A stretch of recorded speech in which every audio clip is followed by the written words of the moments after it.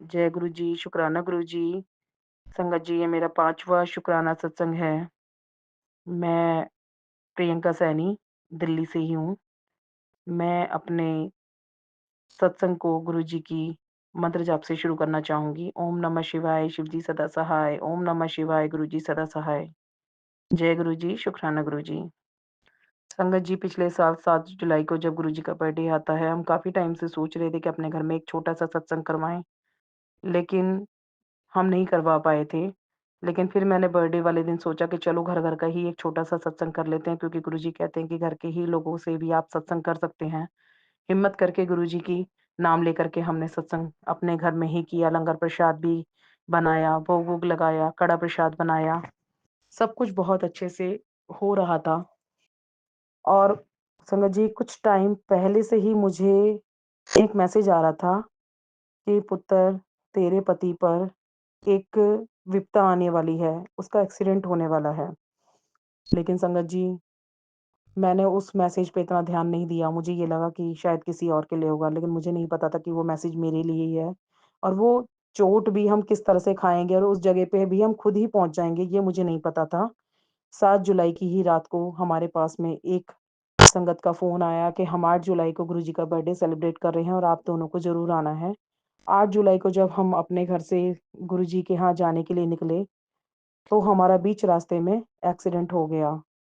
एक साइकिल वाला हमारी तरफ को आकर के उसकी साइकिल लड़खड़ा गई और मेरे हस्बैंड ने उसको सँभालते हुए उनके पैर में ही चोट आ गई। लेकिन चोट उस टाइम पे गुम चोट थी और हमने इतना महसूस नहीं करा, क्योंकि उनको भी महसूस नहीं हुआ कि ऐसा लगा कि थोड़ा-सा दर्द हुआ है, पैर शायद मुड़ गया होगा, हल्की-सी मोच होगी, स्प्रे वगैरह करेंगे या किसी डॉक्टर को दिखाएँगे तो शायद ठीक हो जाएगा। मैंने अपने हस्बैंड को आगे सत्संग में जाने के लिए मना भी करा कि चलो यहीं से लौट चलते हैं, घर चलते हैं वापस जाके डॉक्टर को दिखाते हैं। उन्होंने कहा कि नहीं, बहुत बड़ी विपदा थी, शायद कम में ही टल गई है। मैं गुरुजी का शुकराना करने के लिए मैं सत्संग तक ज़रूर जाऊँगा और हम गए भी। हम सत्संग में पहुँचे, सत्संग को हमने सुना, वहाँ पे लंगर प्रसाद किया।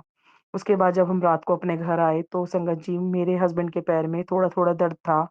मैंने घर पे आके थोड़ा-सा उनको देसी नुस्ख़ा करके उनके पैर में पट्टी कर दी, लेकिन उनको पैर में रात को बहुत दगदगाहट थी उसमें, क्योंकि अंदर जैसे कि कुछ हो रहा हो उनके पैर में। लेकिन फिर भी मैंने हस्बैंड से कहा तो उन्होंने माना नहीं कि नहीं, अब मैं सुबह ही दिखाऊँगा डॉक्टर को, तुम सो जाओ। पूरी रात वो बहुत परेशान रहे संगत जी। उसके बाद में जब अगले दिन वो डॉक्टर को दिखाने के लिए गए, तो डॉक्टर ने बोला कि पैर में फ्रैक्चर है और आपका 15 दिन का प्लास्टर करना पड़ेगा। लेकिन अब डॉक्टर के आगे हम करते भी क्या? शायद डॉक्टर को कुछ लगा है तभी उन्होंने हमारे को बोला है कि फ्रैक्चर है और प्लास्टर करना ही ज़रूरी है इसके लिए।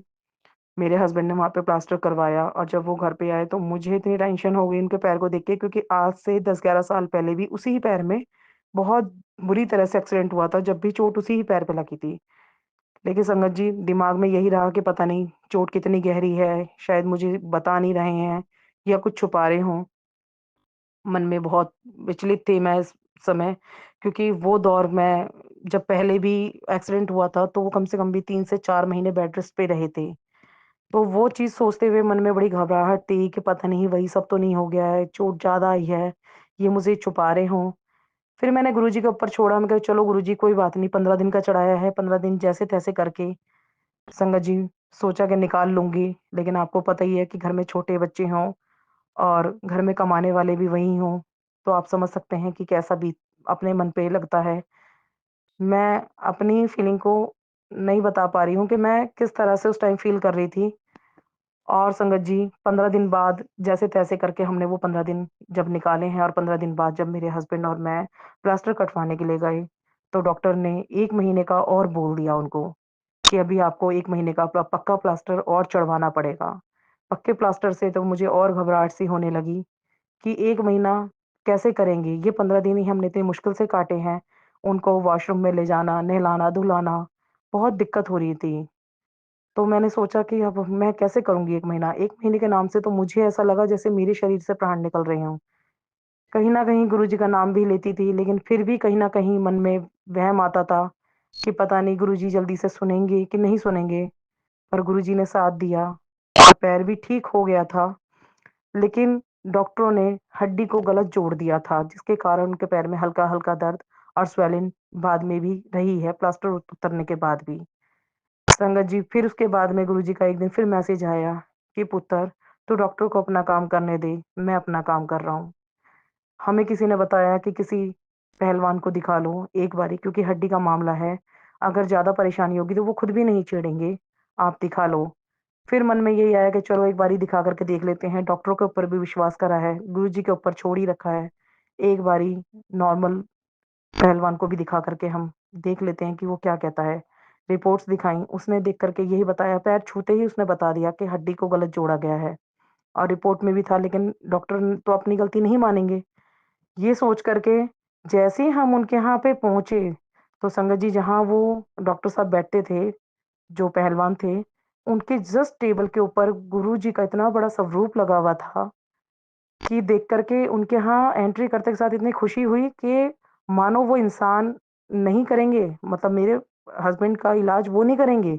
मुझे यकीन था कि सबसे बड़े डॉक्टर तो उनके सर के ऊपर ही बैठे हुए हैं।